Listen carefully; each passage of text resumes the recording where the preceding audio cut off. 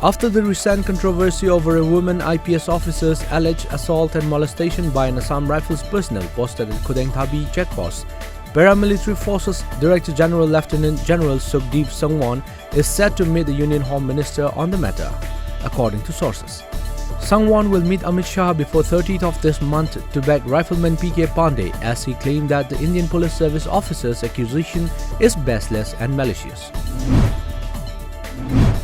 Following the enactment of CAA, there has been an increase in the outflow of illegal Bangladesh migrants to Bangladesh over the past 1 month, as per media report. BSF reportedly claimed that they have apprehended 268 illegal Bangladeshi migrants who were trying to sneak into the neighboring country.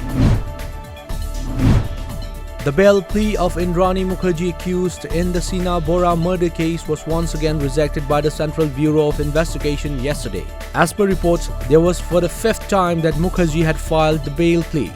Mukerjea, a former media baron, has been accused of killing her own daughter, Sina Bora, in 2015. An encounter broke out between militants and security forces in Pulwama district of Jammu and Kashmir today. According to a report, security forces launched a cordon and search operation in the Haripari area of Tral in the South Kashmir district this morning.